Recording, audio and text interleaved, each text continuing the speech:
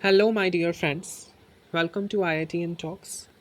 So, today we will discuss about subsequences. I just write down the heading subsequence. What we mean by a subsequence? Do you know what is sequence?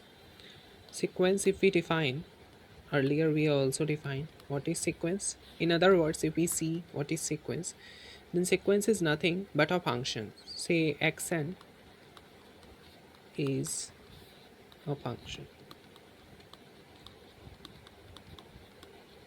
Okay, xn is a function, and what does xn which function is xn? Xn is function from n to r.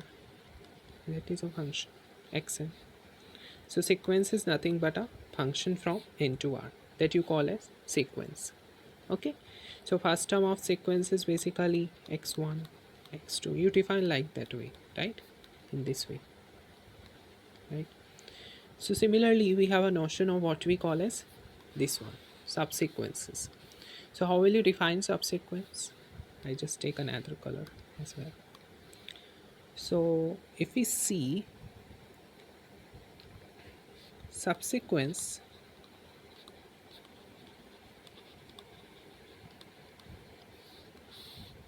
subsequence is nothing but the restriction.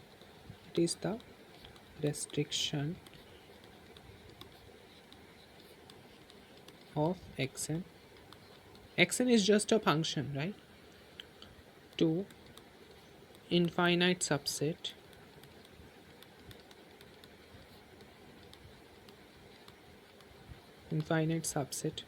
S of natural number set, right? So subsequence is nothing but what we mean by that. It is the restriction part, restriction of this function. Basically the function is this given here, right? So let's see how the restriction. So example, suppose you have an infinite mass there. So example, just take another color for that. So if x1, suppose x1 x2 x3 is a subsequence, is a sequence, it is, it is xn, you define like this way. Then what is subsequence? Can you find out this one? Subsequence क्या हो जाएगी इसकी? What is that? So let's say x2 x4 x6, that is your subsequence. Why is that? Anyway, you can take to form this sequence, you are taking s is equal to 2 4 6 and so on, which is the contained in set of natural number, and this set is what you call as infinite set. Is it fine for you? It is infinite set. So we'll just see once again the definition. So you are saying that infinite subset, so restriction of your xn to an infinite subset of natural number, that is called your subsequence. Okay, so you are restricting your function to an infinite subset of natural number. So we say it is, say, xnk. Xnk is function from say 2n to, anyways, whatever your field is. It can be r or c, but we are talking about only real line. That doesn't matter. Okay, so yes, so it is an infinite subset of your natural number. Fine. Okay, so but we have to be careful, right? These things must be in strictly increasing order, right? You can't have like this. You can't do 4 2 6. This will not be a subsequence in that way. So this must be an increasing, subscripts must be an increasing order. So I hope it is clear. For example, you can see, just take another color. So if you take xn is equal to say 1 by n, then what is its subsequence? Can you find out some subsequence? Say xn k, you can take 1 by Tell me. 1 by 2n. That works. You can take this one. If 1 by k can be written as 1 by 2, 1 by 3, and so on. So what is its subsequence? 1 by 2, 1 by 4, 1 by 6. This is your subset. So it is the subset of this one, first one. But it is an infinite set. Infinite. I hope it is clear to you. Right. Yes. So we now discuss what is called as a general theorem. So a result, what you call as a result, but you must follow this one also. So if your xn converges to some xa, then what happens is that your xn k is a subsequence, suppose subsequence of xn.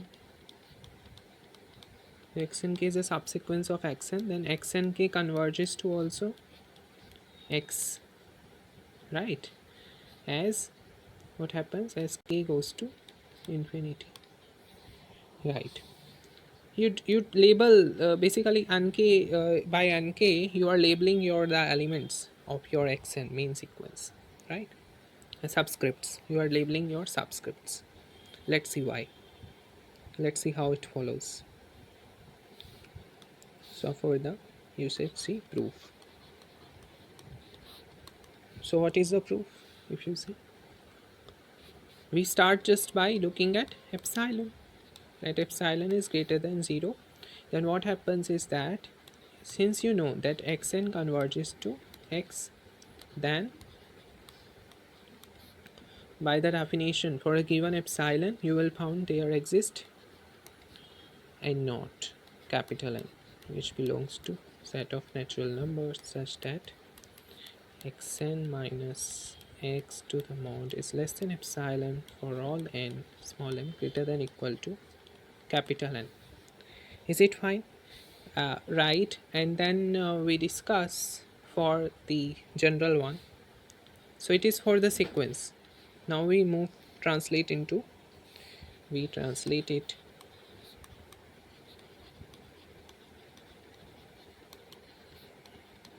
for subsequence, because we have to prove that xn k converges to x. Claim what we have to claim, xn k converges to some x.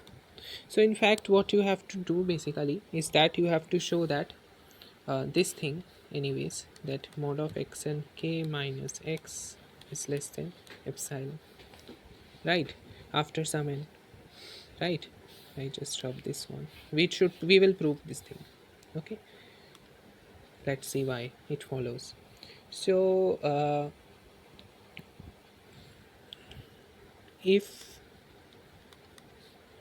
what happens is that if suppose k is greater than equal to capital N, then what happens, nk is greater than equal to k is greater than equal to n, capital N.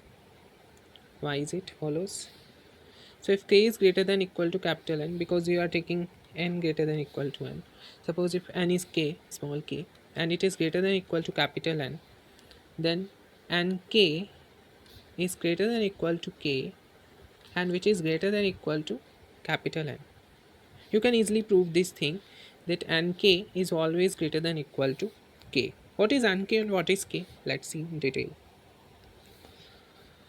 Suppose for example, if you have a sequence, for example x1 x2 like that, suppose you have a subsequence x2 x4, then you see that this 2 is always greater than equal to 1, right? And this is basically n1, this is basically n2, this 4 is always bigger than 2, this 2 is always bigger than this one, this 4 is always bigger than this 2. These are what? These are k1. You say this is 1, suppose it is 2, right? So n2 is always greater than equal to 2, n1 is always greater than equal to 1, likewise similarly. So for any subsequence you have this thing, right? Yes. So that is one thing. They are all subscripts are different, one increasing order. You can always construct that. Okay. So nk is always greater than equal to k, and it is always greater than equal to n.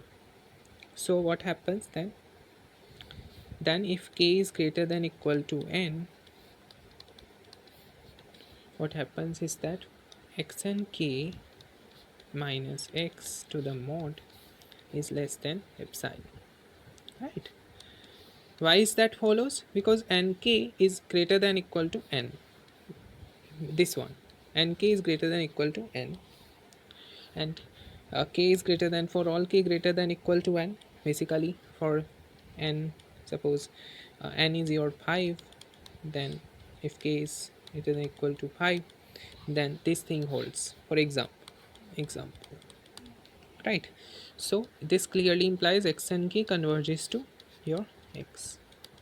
I hope it is clear to you. So in that way we see that every subsequence, if xn converges to x, so example we see some 1 by n converges to 0, 1 by 2n converges to 0. Anyways, any subsequence of this converges to 0. What are more subsequence of this? Can you see? 1 by 3n. Right.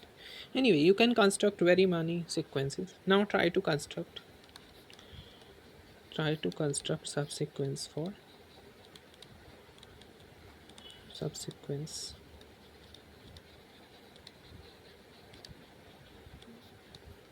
for sequence like, what can I give you?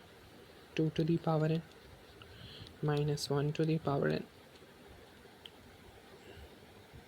and suppose 1 by n square. Try to frame the subsequences, how subsequences will look like in these cases, in these three cases. Okay, so this is your work to do. Later we will do, in the next video we will be discussing more about subsequences. I think this is very nice, and we will see some more consequences of subsequence. Thank you for this video, and moreover, don't forget to subscribe the channel if you like the video, and if you want to see further videos and updates. Thank you very much, students. Bye.